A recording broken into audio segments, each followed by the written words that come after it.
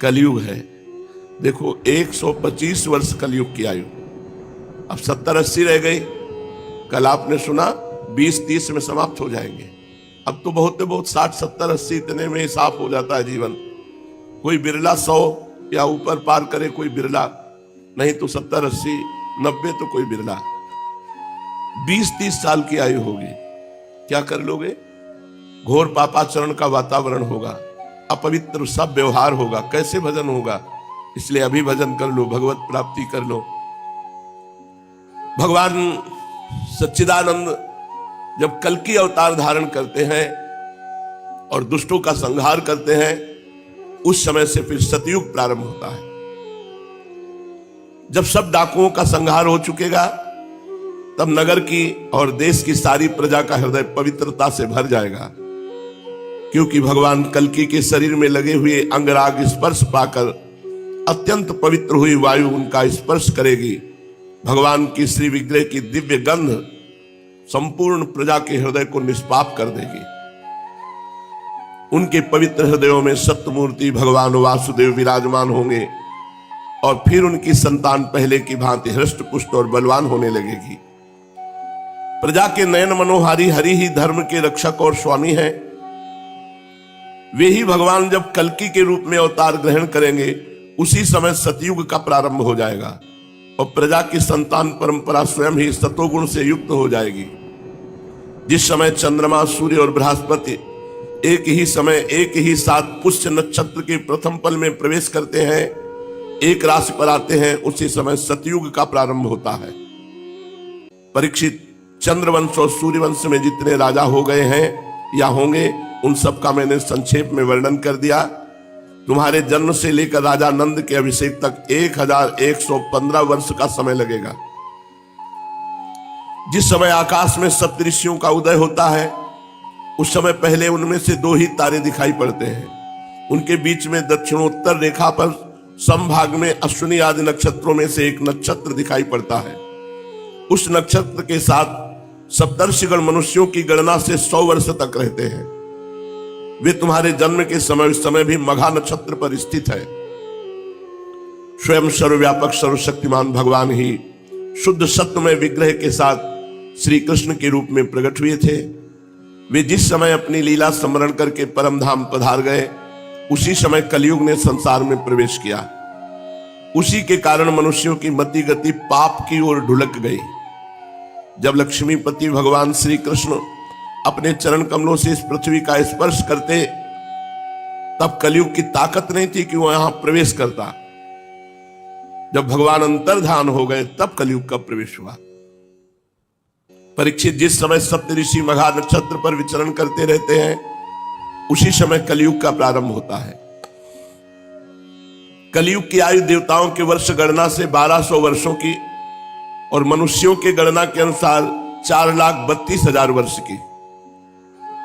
जिस समय सप्तऋषि मघा से चलकर पूर्वाषाढ़ा नक्षत्र में जा चुके होंगे, उस समय राजा नंद का राज्य रहेगा।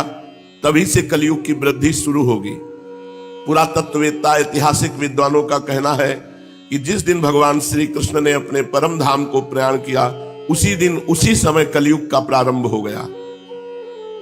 परीक्षित, जब देवताओं की वर्ष गणना के अनुसार 1000 वर्ष बीत चुकेंगे, तब कलयुग के अंतिम दिनों में फिर से कल्कि भगवान की कृपा से मनुष्यों के मन में सात्विकता का संचार होगा। लोग अपने वास्तविक स्वरूप को जान सकेंगे और तभी से सतयुग प्रारंभ भी होगा। परीक्षित, मैंने तो तुमसे केवल मनुवंश का सो भी संक्षेप में वर्णन किया है। जैसे मनुवंश की गणना होती है, वैसे ही प्रत्येक युग में ब्राह्मण, वैश्य और शूद्रों की भी वंश परंपरा समझनी चाहिए। राजन, जिन पुरुषों और महात्माओं का वर्णन मैंने तुमसे किया, अब केवल नाम से ही उनकी पहचान होती है। अब वे नहीं रहे, केवल उनकी कथा रह गई। अब उनकी कीर्ति ही पृथ्वी पर जहां तहां सुनने को मिलती है। भीष्म पितामह के पिता राजा शांतनु के भाई देवापी और इक्ष्वाकुवंशी मरु इस समय कलाप ग्राम में स्थित हैं। वे बहुत बड़े योग बल से युक्त हैं। कलयुग के अंत में कल्कि भगवान की आज्ञा से फिर यहां आएंगे और पहले की भांति वर्णाश्रम धर्म का विस्तार करेंगे। सतयुग, त्रेता, द्वापर और कलयुग, ये ही 4 युग हैं। ये पूर्वोक्त क्रम के अनुसार अपने अपने समय में पृथ्वी के प्राणियों पर अपना प्रभाव दिखाते रहते हैं। परीक्षित, मैंने तुमसे जिन राजाओं का वर्णन किया है वे सब और उनके अतिरिक्त दूसरे राजा भी इस पृथ्वी को मेरी मेरी करते रहे, परंतु अंत में मरकर धूल में मिल गए। इस शरीर को भले ही कोई राजा कह ले, परंतु अंत में एक कीड़ा, विष्ठा अथवा राख के रूप में ही परिणित होगा, राख ही होकर रहेगा। इसी शरीर के या इसके संबंधियों के लिए जो भी किसी प्राणी को सताता है वह ना तो अपना स्वार्थ जानता है और ना तो परमार्थ, क्योंकि प्राणियों को सताना तो नरक का द्वार है। वे लोग यही सोचा करते कि मेरे दादा परदादा इस अखंड भूमंडल का शासन करते थे, अब ये मेरे अधीन किस प्रकार रहे और मेरे बाद मेरे बेटे पोते, मेरे वंशज किस प्रकार इसका उपभोग करें। वे मूर्ख इस आग, पानी और मिट्टी के शरीर को अपना आपा मान बैठते हैं और बड़े अभिमान के साथ डींग हाँकते हैं कि ये पृथ्वी मेरी है। अंत में वे शरीर और पृथ्वी दोनों को छोड़कर स्वयं ही अदृश्य हो जाते हैं। प्रिय परीक्षित, जो नरपति बड़े उत्साह और बल पौरुष से इस पृथ्वी के उपभोग में लगे रहे, उन सबको काल ने अपने विकराल गाल में धर दबाया। अब केवल इतिहास में उनकी कहानी ही शेष रह गई है। श्री सुखदेव जी कहते हैं, परीक्षित, जब पृथ्वी देखती है कि राजा लोग मुझ पर विजय प्राप्त करने के लिए उतावले हो रहे हैं, तब वो हंसने लगती है और कहती है, कितने आश्चर्य की बात है, ये राजा लोग जो स्वयं मौत के खिलौने हैं, ये मुझे जीतना चाहते हैं। राजाओं से ये बात छिपी नहीं कि वे एक ना एक दिन मर जाएंगे, फिर भी व्यर्थ में ही मुझे जीतने की कामना करते हैं, ऐसा पृथ्वी सोचती है। सचमुच इस कामना से अंधे होने के कारण ही वे पानी के बुलबुले के समान क्षणभंगुर शरीर पर विश्वास कर बैठते हैं और धोखा खाते हैं। वे सोचते हैं कि हम पहले मन के सहित अपने पांचों इंद्रियों पर विजय प्राप्त करेंगे, अपने भीतरी शत्रुओं को वश में करेंगे, क्योंकि इनके जीते बिना बाहरी शत्रुओं को जीतना कठिन है। उसके बाद अपने शत्रु के मंत्रियों, आमात्यों, नागरिकों, नेताओं और समस्त सेना को भी वश में कर लेंगे। जो भी हमारे विजय मार्ग में कांटे बोएगा उसे हम अवश्य जीत लेंगे। इस प्रकार धीरे धीरे क्रम से सारी पृथ्वी हमारे अधीन हो जाएगी, फिर तो समुद्र ही हमारे राज्य की खाई का काम करेगा। इस प्रकार वे राजा लोग अपने मन में अनेकों आशाएं बांध लेते हैं और उन्हें ये बिल्कुल नहीं सूझती कि उनके सिर पर काल सवार है। यहीं तक नहीं, जब एक द्वीप उनके वश में हो जाता है तब वे दूसरे द्वीप पर विजय करने के लिए बड़ी शक्ति और उत्साह के साथ समुद्र यात्रा करते हैं। अपने मन को, इंद्रियों को वश में करके लोग मुक्ति प्राप्त करते हैं, परंतु ये लोग उनको वश में करके थोड़ा सा भूभाग ही प्राप्त करते हैं। इतने परिश्रम और आत्म संयम का ये कितना तुच्छ फल है। पृथ्वी कहती है कि बड़े बड़े मनु और उनके वीर पुत्र मुझे ज्यों का त्यों छोड़कर जहां से आए थे वहीं खाली हाथ लौट गए, मुझे अपने साथ न ले जा सके। अब ये मूर्ख राजा मुझे युद्ध में जीत कर वश में करना चाहते हैं। जिनके चित्त में बात दृढ़मूल हो गई कि पृथ्वी मेरी है, उन दुष्टों के राज्य में मेरे लिए पिता पुत्र और भाई भाई भी आपस में लड़ बैठते हैं। वे परस्पर इस प्रकार कहते हैं, ओ मूढ़, ये सारी पृथ्वी मेरी ही है, तेरी नहीं। इस प्रकार राजा लोग एक दूसरे को कहते सुनते हैं, एक दूसरे से स्पर्धा करते हैं, मेरे लिए एक दूसरे को मारते हैं और स्वयं मर मिटते हैं। पृथु, पुररवा, गाधी, नहुस, भरत, शास्त्राबाहु अर्जुन, मानधाता, सगर, भगवान राम, खडवांग, धुंधुमार, रघु, तृणबिंदु, ययाति, शर्याति, शंतनु, गय, भगीरथ, कुवलयासु, ककुत्स, नल, नृग, हिरण्यकश्यप, वृत्तासुर, लोकद्रोही रावण, नमुच, शंबर, भौमासुर, हिरणाक्ष, तारकासुर, बहुत से दैत्य एवं शक्तिशाली नरपति हो गए। ये सब लोग सब कुछ समझते थे कि हम सब सूर हैं। सभी ने दिग्विजय में दूसरों को हरा दिया, दूसरे इन्हें नहीं जीत पाए, परंतु सब के सब चले गए, कोई टीका नहीं।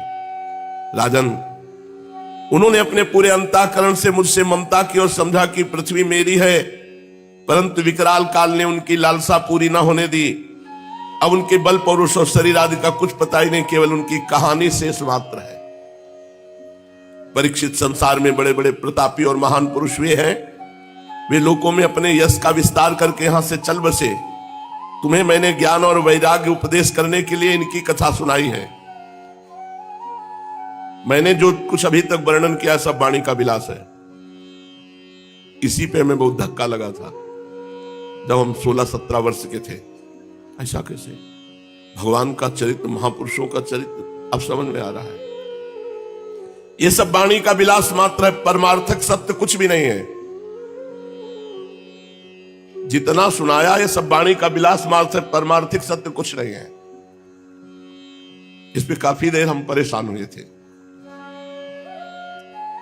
बस भगवान श्री कृष्ण का गुणानुवाद समस्त मंगलों का नाश करने वाला है। बड़े बड़े महात्मा उसी का गान करते रहते हैं। जो भगवान श्री कृष्ण के चरणों में अनन्य प्रेममयी भक्ति की लालसा रखता हो, उसे नित्य निरंतर भगवान के दिव्य गुणानुवाद का ही श्रवण करते रहना चाहिए। राजा परीक्षित ने पूछा, भगवान मुझे तो कलयुग में राशि राशि दोष ही दिखाई दे रहे हैं। उस समय लोग किस उपाय से उन दोषों का नाश करेंगे? इसके अतिरिक्त युगों का स्वरूप, उनके धर्म, कल्प की स्थिति और प्रलय काल के मान एवं सर्वव्यापक सर्वशक्तिमान भगवान के काल रूप का भी यथावत वर्णन कीजिए। श्री सुखदेव जी कहते, परीक्षित, सतयुग में धर्म के 4 चरण होते हैं। वे चरण हैं सत्य, दया, तप और दान। उस समय लोग पूरी निष्ठा के साथ अपने अपने धर्म का पालन करते हैं। धर्म स्वयं भगवान का स्वरूप है। सतयुग के लोग बड़े संतोषी और दयालु होते हैं। वे सबसे मित्रता का व्यवहार करते और शांत रहते हैं।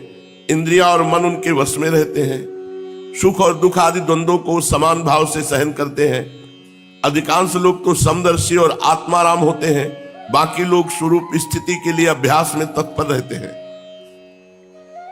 परीक्षित, धर्म के समान अधर्म के भी 4 चरण हैं। झूठ, असत्य, हिंसा, असंतोष, कलह। झूठ, हिंसा, असंतोष, कलह, ये अधर्म के 4 चरण हैं। त्रेता युग में इनके प्रभाव से धीरे धीरे धर्म के सत्य आदि चरणों का चतुर्थांश क्षीण हो जाता है। राजन, उस समय वर्णों में ब्राह्मणों की प्रधानता अक्षुण्ण रहती है। त्रेता युग में लोगों में अत्यंत हिंसा और लंपटता का अभाव रहता है। सभी लोग कर्म कांड और तपस्या में निष्ठा रखते हैं। अर्थ, धर्म एवं काम रूप त्रिवर्ग का सेवन करते हैं। अधिकांश लोग कर्म प्रतिपादक, वेदों के पारदर्शी विद्वान होते हैं।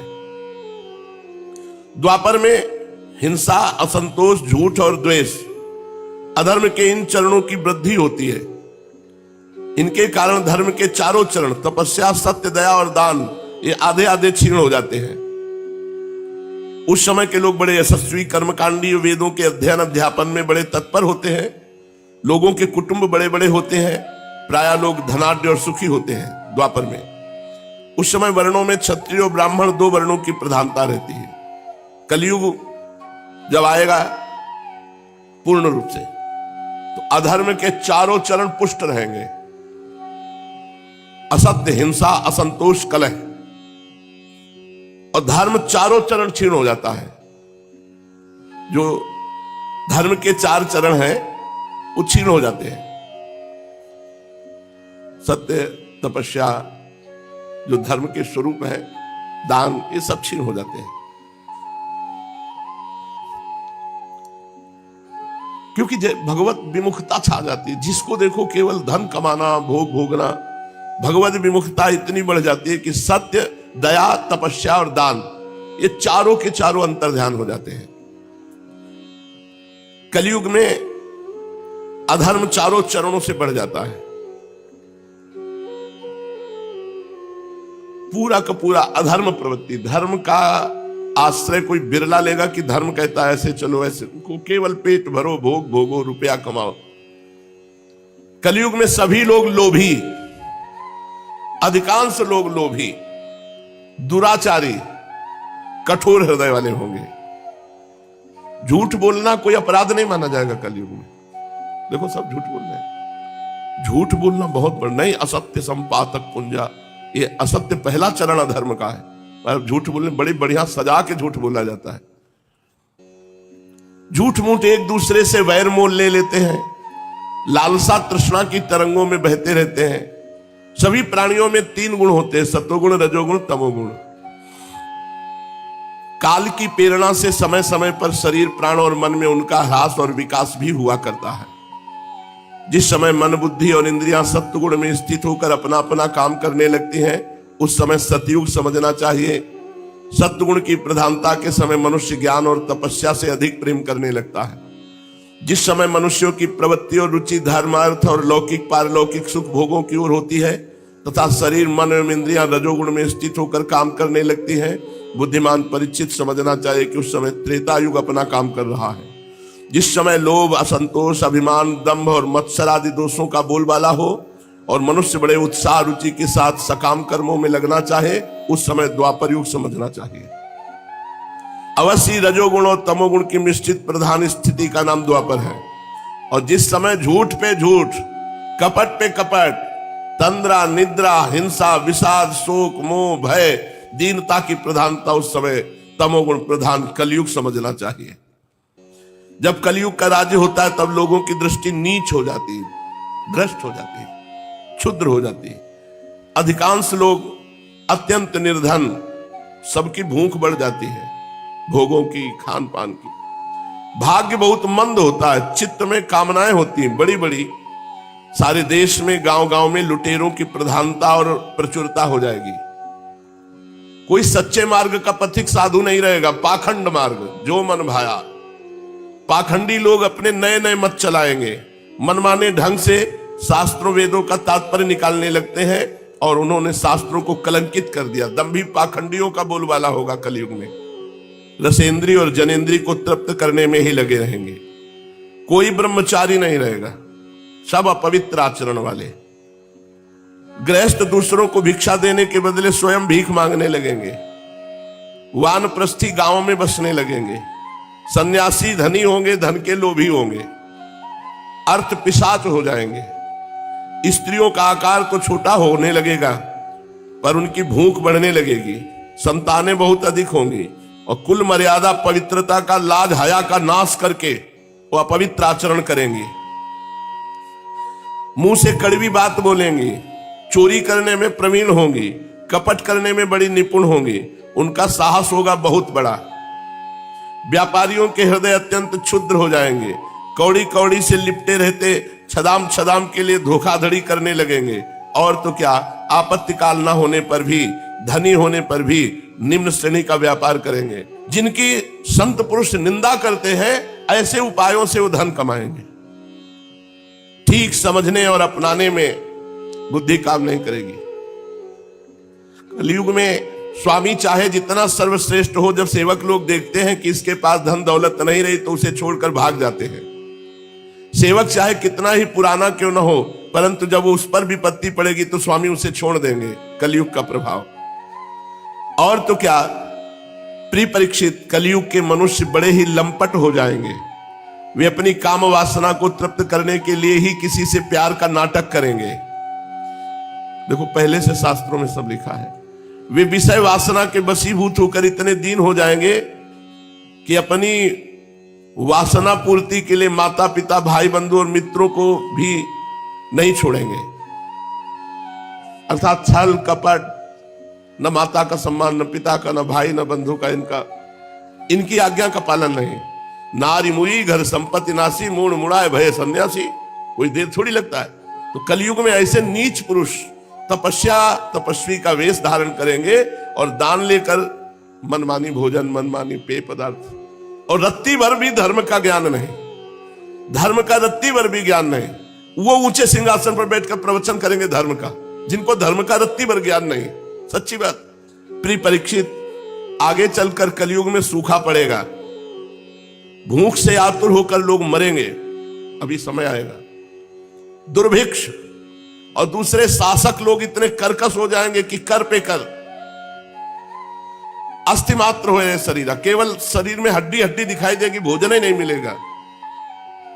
प्राण रक्षा के लिए रोटी का टुकड़ा मिलना कठिन हो जाएगा आगे चल के। अभी भजन कर लो।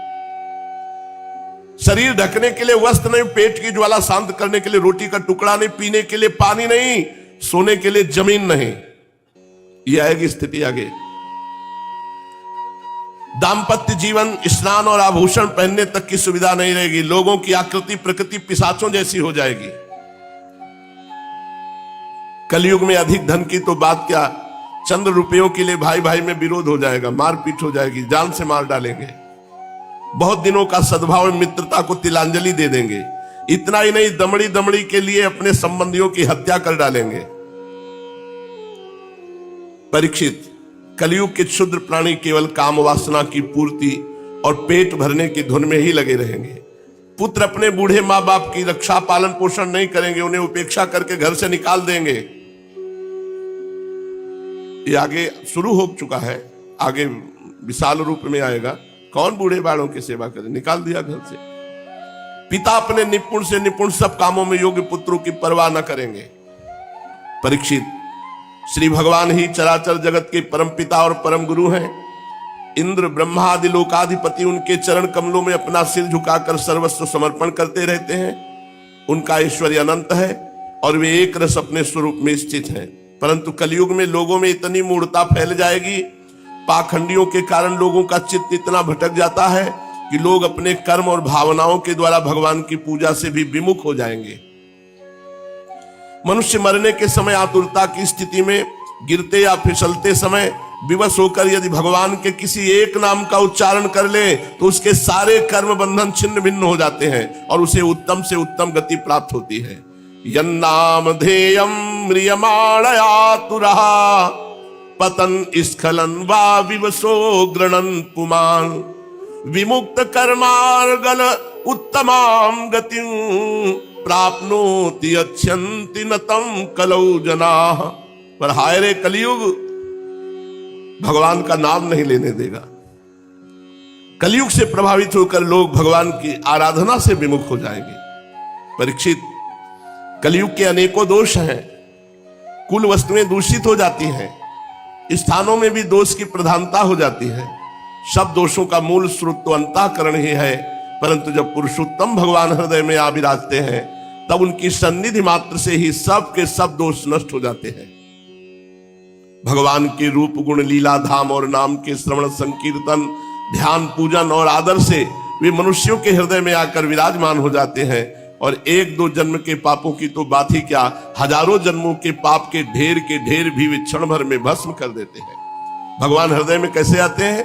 भगवान के रूप गुण लीला धाम का गायन, नाम संकीर्तन, ध्यान, पूजन, आदर। जैसे सोने के साथ संयुक्त होकर अग्नि उसके धातु संबंधी मलिनता आदि दोषों को नष्ट कर देती है, वैसे ही साधकों के हृदय में स्थित होकर भगवान श्री हरि उनके अशुभ संस्कारों को सदा के लिए मिटा देते हैं। परीक्षित, विद्या, तपस्या, प्राणायाम, समस्त प्राणियों के प्रति मित्र भाव, तीर्थ स्नान, व्रत, दान और जप, किसी भी साधना से मनुष्य के अंतःकरण की वैसी वास्तविक शुद्धि नहीं होती जैसी शुद्धि भगवान पुरुषोत्तम के हृदय में विराजमान हो जाने पर होती है। सावधान, अब तुम्हारी मृत्यु का समय आ रहा है। श्री सुखदेव जी महाराज, सावधान परीक्षित, 7वां दिन है, तक्षक सर्प काटेगा और तुम्हारी मृत्यु होगी। परीक्षित, अब तुम्हारी मृत्यु का समय निकट आ गया है, सावधान हो जाओ। सबको सावधान हो जाना चाहिए। मृत्यु कब आएगी पता नहीं, पर आएगी और आएगी तो ले जाएगी। पूरी शक्ति से देखो, सावधानी क्या है? पूरी शक्ति लगाकर अंतःकरण की सारी वृत्तियों से भगवान श्री कृष्ण को अपने हृदय सिंहासन पर बैठा लो। ऐसा करने से अवश्य तुम्हें परम गति की प्राप्ति होगी। जो लोग मृत्यु के निकट पहुंच रहे हैं उन्हें सब प्रकार से परमेश्वरशाली भगवान का ही ध्यान करना चाहिए। प्यारे परीक्षित, सबके परमाश्रय और सर्वात्मा भगवान अपना ध्यान करने वालों को अपने स्वरूप में लीन कर लेते हैं, उसे अपना स्वरूप बना लेते हैं। परीक्षित, यूं तो कलयुग दोषों का खजाना है, परंतु इसमें एक बहुत बड़ा गुण है। वो गुण यही है कि कलयुग में केवल भगवान श्री कृष्ण का संकीर्तन करने मात्र से ही सारी आसक्तियां छूट जाती हैं और परमात्मा की प्राप्ति हो जाती है। सतयुग में भगवान का ध्यान करने से, त्रेता में बड़े बड़े यज्ञों के द्वारा उनकी आराधना करने से, द्वापर में विधि पूर्वक उनकी पूजा करने से जो फल मिलता है वो कलयुग में केवल भगवान नाम जपने से, भगवान नाम कीर्तन करने से प्राप्त हो जाता है। श्री सुखदेव जी कहते हैं, परीक्षित, तीसरे स्कंद में परमाणु से लेकर दुपराध पर्यंत काल का स्वरूप और एक एक युग कितने कितने वर्षों का होता है ये मैं तुम्हें बता चुका हूं। अब तुम कल्प की स्थिति और उसके प्रलय का वर्णन भी सुनो। 1000 चतुर्युगी का ब्रह्मा जी का एक दिन होता है। 1000 बार जब चतुर्युग व्यतीत होगा, सतयुग, त्रेता, द्वापर, कलयुग, ये एक चतुर्युगी, ऐसे 1000 बार जब व्यतीत होगा तो ब्रह्मा जी का एक दिन होता है। ब्रह्मा के इस दिन को ही कल्प भी कहते हैं। एक कल्प में 14 मनु होते हैं। कल्प के अंत में उतने ही समय तक प्रलय भी रहता है। प्रलय को ब्रह्मा की रात कहते हैं। 1000 चतुर्युगी ब्रह्मा का दिन और 1000 चतुर्युगी ब्रह्मा की रात। जब समय ब्रह्मा जी की रात आती है उस समय ये तीनों लोक लीन हो जाते हैं, उनका प्रलय हो जाता है। इसका नाम नैमित्तिक प्रलय है। इस प्रलय के अवसर पर सारे विश्व को अपने अंदर समेटकर ब्रह्मा जी, शेष साई भगवान, नारायण ये शयन कर जाते हैं। इस प्रकार रात के बाद फिर दिन और दिन के बाद रात होते होते जब ब्रह्मा जी की अपने मान से 100 वर्ष की और मनुष्यों की दृष्टि में 2 परार्ध की आयु समाप्त हो जाती है, तब महत्तत्व, अहंकार और पंच तन्मात्रा ये 7 प्रकृतियां अपने मूल प्रकृति में लीन हो जाती है। राजन, इसी का नाम प्राकृतिक प्रलय है। नैमित्तिक प्रलय और प्राकृतिक प्रलय। इस प्रलय में प्रलय का कारण उपस्थित होने पर पंचभूतों के मिश्रण से बना हुआ ब्रह्मांड अपना स्थूल रूप छोड़कर कारण रूप में स्थित हो जाता है, घुल मिल जाता है। परीक्षित, प्रलय का समय आने पर 100 वर्ष तक मेघ पृथ्वी में वर्षा नहीं करते। 100 वर्ष तक बूंद पानी नहीं गिरेगा। जब प्रलय आएगा किसी को दाना अन्न नहीं मिलता खाने को, भूखों मर जाते हैं लोग, प्यास से मर जाते हैं। इतनी प्रजा भूख से पागल हो जाती है कि वो एक दूसरे के शरीरों को खाने लगती है। भूख प्यास से इतना पागल हो जाते हैं लोग कि जो मिलता है, मनुष्य, लड़का, बच्चा, सब खाना शुरू कर देते हैं। देख लो, भजन कर लो, नहीं ऐसे समय में फंसेगे तो सब तुम्हें मूली की तरह खा जाएंगे। भजन कर लो, अभी आगे आने वाला है सब समय। काल के उपद्रव से पीड़ित होकर धीरे धीरे प्रजा मरने लगती है, क्षीण हो जाती है। फिर प्रलयकालीन सांबर तक सूर्य अपनी प्रचंड किरणों से समुद्र और प्राणियों के शरीर और पृथ्वी का सारा रस खींच लेते हैं, एक बूंद पानी नहीं कहीं। फिर वर्षा नहीं होती। 100 वर्ष तक केवल प्रचंड अग्नि बरसाने वाले सूर्य का ताप, कहीं एक अन्न नहीं, एक चुल्लू पानी नहीं। फिर उस 100 वर्ष के बाद संकर्षण भगवान के मुख से, शेष जी से अग्नि प्रकट होती है, सांबर तक अग्नि। वायु के वेग से वो नीचे तल, अतल आदि 7 लोकों को भस्म करती हुई, वहां के प्राणी तो पहले ही मर चुके होते हैं, नीचे से आग की करारी लपटें, ऊपर सूर्य की प्रचंड की गर्मी, ऊपर नीचे चारों ओर ब्रह्मांड जलने लगता है।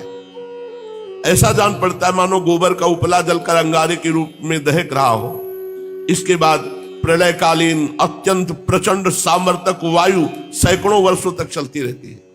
100 वर्ष तक सूखा, फिर 100 वर्ष तक वायु, फिर 100 वर्ष तक अग्नि की वर्षा, कुछ नहीं बचेगा। आकाश धुएं और धूल से भर जाता है।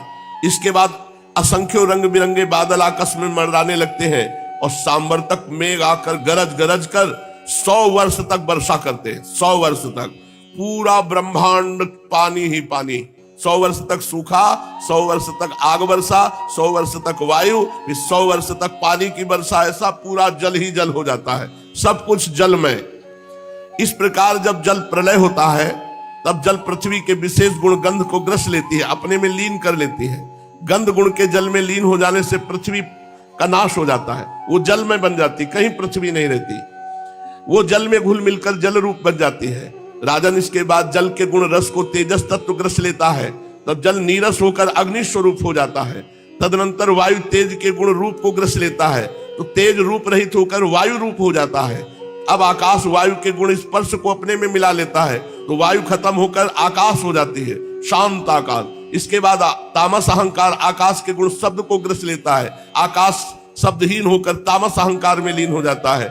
इसी प्रकार तेजस अहंकार इंद्रियों को, वैकारिक अहंकार इंद्रियाधिष्ठात्र देवता और इंद्रिय वृत्तियों को अपने में लीन कर लेता है। तत्पश्चात महत्तत्व अहंकार को और सत्वादि गुण महत्तत्व को ग्रस लेते हैं। परीक्षित, सब नष्ट हो जाता है। ये काल की महिमा है। उसी की प्रेरणा से अव्यक्त प्रकृति गुणों को ग्रस लेती, तब केवल मूल प्रकृति बचती है। त्रिगुणात्मिका प्रकृति, सत्वगुण, रजोगुण, तमोगुण, ये मूल प्रकृति में लीन हो जाते हैं। वही चराचर जगत का मूल कारण है। वह अव्यक्त, अनादि, अनंत, नित्य, अविनाशी है। जब वो अपने कार्यों को लीन करके प्रलय के समय साम्यावस्था को प्राप्त हो जाती है, तब काल के अवयव वर्ष मास दिन रात क्षण आदि के कारण उसमें परिणाम क्षय वृद्धि आदि किसी प्रकार के विकार नहीं होते। उस समय प्रकृति में स्थूल अथवा सूक्ष्म रूप से वाणी मन सतोगुण रजोगुण तमोगुण महातत्व आदि विकार प्राण बुद्धि इंद्री उनके देवता कुछ नहीं रहते, सब नष्ट हो जाता है। सृष्टि के समय रहने वाले लोगों की कल्पना और उनकी स्थिति भी नहीं रहती। स्वप्न जागृत सुषुप्त तीन अवस्थाएं नहीं रहती। आकाश जल पृथ्वी वायु अग्नि सूर्य भी नहीं रहते, सब कुछ शून्य। उस अवस्था का तर्क के द्वारा अनुमान करना भी असंभव है। उस अव्यक्त को ही जगत की मूलभूत तत्व कहते हैं। इसी अवस्था का नाम प्राकृत प्रलय है। उस समय पुरुष और प्रकृति दोनों की शक्तियां काल के प्रभाव से क्षीण हो जाती हैं और विवश होकर अपने मूल स्वरूप में लीन हो जाती हैं। अब महाप्रलय मोक्ष को कहते हैं। ये आत्यंतिक प्रलय है। बुद्धि इंद्रिय और उनके विषयों के रूप में उनका अधिष्ठान ज्ञान स्वरूप वस्तु ही भाषित हो रही है। उन सबको तो आदि भी है और अंत भी है, इसलिए वे सब सत्य नहीं है। वे दृश्य हैं और अपने अधिष्ठान से भिन्न उनकी सत्ता भी नहीं है, इसलिए वे सर्वथा मिथ्या माया मात्र है। जैसे दीपक नेत्र रूप तीनों तेजस से भिन्न नहीं है, वैसे बुद्धि इंद्रिय और उनके विषय तन्मात्राएं भी अपने अधिष्ठान स्वरूप ब्रह्म से भिन्न नहीं है, यद्यपि इनसे सर्वथा भिन्न है। जैसे रज्जु रूप अधिष्ठान में अध्यस्त सर्प अपने अधिष्ठान से पृथक नहीं है, परंतु अध्यस्त सर्प से अधिष्ठान का कोई संबंध नहीं है। ये मोक्ष है। ये प्राप्त हो जाए तो इस प्रलय में जाने नहीं पड़ेगा, पर है कठिन मोक्ष प्राप्त करना। इसलिए नाम जप करो, भगवान की कृपा से सुलभ हो जाएगा। परीक्षित, जागृत स्वप्न और सुषुप्ति तीनों अवस्थाएं बुद्धि की ही है, अतः इनके कारण अंतरात्मा में जो विश्व तेजस और प्राज्ञ रूप नानात्व की प्रतीत होती है केवल माया मात्र है। बुद्धिगत नानात्व का एकमात्र सत्य आत्मा से कोई संबंध नहीं है। ये विश्व उत्पत्ति और प्रलय से ग्रस्त है, इसलिए अनेक अवयवों का समूह अवयवी है, अतः ये कभी ब्रह्म में होता है और कभी नहीं होता। ठीक वैसे जैसे आकाश में मेघमाला कभी होती और कभी नहीं होती। परीक्षित, जगत के व्यवहार में जितने भी अवयवी पदार्थ होते हैं, उनके ना होने पर भी उनके भिन्न भिन्न अवयव सत्य माने जाते हैं, क्योंकि वे उनके कारण हैं। जैसे वस्त्र रूप अवयवी के ना होने पर भी उसके कारण रूप सूत का अस्तित्व माना ही जाता है, उसी प्रकार कार्य रूप जगत के अभाव में भी इस जगत के कारण रूप अवयव की स्थिति हो सकती है। परंतु ब्रह्म में एक कार्य कारण भाव भी वास्तविक नहीं है, क्योंकि देखो, कारण तो सामान्य वस्तु और कार्य विशेष वस्तु, इस प्रकार जो भेद दिखाई देता वो केवल भ्रम ही है। इसका हेतु ये है कि सामान्य और विशेष भाव आपेक्षिक है, अन्योन्याश्रित है। विशेष के बिना सामान्य नहीं और सामान्य के बिना विशेष की स्थिति नहीं हो सकती। कार्य और कारण भाव आदि और अंत दोनों ही मिलते हैं, इसलिए वो भी स्वाप्निक भेद भाव के समान सर्वथा अवस्तु है। इसमें संदेह नहीं कि प्रपंच रूप विकार स्वाप्निक विकार के समान ही प्रतीत हो रहा है, तो भी ये अपने अधिष्ठान ब्रह्म स्वरूप आत्मा से भिन्न नहीं है। कोई चाहे भी तो आत्मा से भिन्न रूप में अणुमात्र भी इसका निरूपण नहीं कर सकता। यदि आत्मा से पृथक इसकी सत्ता मानी भी जाए तो ये भी चिद रूप आत्मा के समान स्वयं प्रकाश होगा, और ऐसी स्थिति में वो आत्मा की भांति ही एक रूप सिद्ध होगा। ये शुद्ध ज्ञान है। परंतु इतना तो सर्वथा निश्चित है कि परमार्थ सत्य वस्तु में नानात्व नहीं है। यदि कोई अज्ञानी परमार्थ सत्य वस्तु में नानात्व स्वीकार करता है तो उसका वो मानना वैसा ही है जैसे महाकाश और घटाकाश, आकाश स्थित सूर्य और जल में प्रतिबिंबित सूर्य का तथा बाह्य वायु और अंतर वायु का भेद मानना। जैसे व्यवहार में मनुष्य एक ही सोने को अनेकों रूपों में गड़गड़ा कर तैयार कर लेते हैं और कंगन कुंडल कड़ा आदि के अनेक रूप उसमें होते हैं, इसी प्रकार व्यवहार में निपुण विद्वान लौकिक और वैदिक वाणी के द्वारा इंद्रियातीत आत्मस्वरूप भगवान का भी अनेकों रूपों में वर्णन करते हैं। देखो ना, बादल सूर्य से उत्पन्न होता है, सूर्य से ही प्रकाशित, फिर भी वो सूर्य के ही अंश नेत्रों के लिए सूर्य का दर्शन होने में बाधक बन बैठता है। इसी प्रकार अहंकार भी ब्रह्म से ही उत्पन्न होता है, ब्रह्म से ही प्रकाशित होता है, और ब्रह्म के अंश जीव के लिए ब्रह्म स्वरूप के साक्षात्कार में बाधक बन बैठता है। जब सूर्य से प्रकट होने वाले बादल तितर बितर हो जाते हैं, तब नेत्र अपने स्वरूप सूर्य का दर्शन करने में समर्थ होते हैं। ठीक वैसे ही जब जीव के हृदय में जिज्ञासा जगती है, तब आत्मा की उपाधि अहंकार नष्ट हो जाता है और उसे अपने स्वरूप का साक्षात्कार हो जाता है। प्रिय परीक्षित, जब जीव विवेक खड्ग से माया में अहंकार का बंधन काट देता है, तब वो अपने एक रसात्मक स्वरूप के साक्षात्कार में स्थित हो जाता है। आत्मा की माया मुक्त वास्तविक स्थिति ही आत्यंतिक प्रलय कही गई है। हे शत्रुदमन, तत्वदर्शी लोग कहते हैं कि ब्रह्मा से लेकर तिनके तक जितने प्राणी या पदार्थ हैं सभी हर समय पैदा होते हैं और मरते हैं, अर्थात नित्य रूप से उत्पत्ति और प्रलय होता ही रहता है। संसार के परिणामी पदार्थ नदी प्रवाह और दीप शिखा आदि क्षण क्षण बदलते रहते हैं। उनकी बदलती हुई अवस्थाओं को देखकर यह निश्चय होता है कि देह आदि भी काल रूप सोते के वेग में बहते बदलते जा रहे हैं, इसलिए क्षण क्षण में उनकी उत्पत्ति और प्रलय हो रही है। जैसे आकाश में तारे हर समय चलते ही रहते हैं परंतु उनकी गति स्पष्ट रूप से नहीं दिखाई पड़ती, वैसे ही भगवान के स्वरूप भूत अनादि अनंत काल के कारण प्राणियों के प्रतिक्षण होने वाली उत्पत्ति और प्रलय का भी पता नहीं चलता।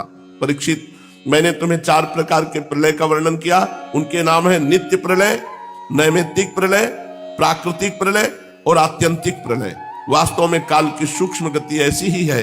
हे कुरुश्रेष्ठ, विश्व विधाता भगवान नारायण ही समस्त प्राणियों और शक्तियों के आश्रय हैं। जो कुछ मैंने संक्षेप में कहा वो सब उन्हीं भगवान की लीला कथा है। भगवान की लीलाओं का पूर्ण वर्णन तो स्वयं ब्रह्मा जी भी नहीं कर सकते।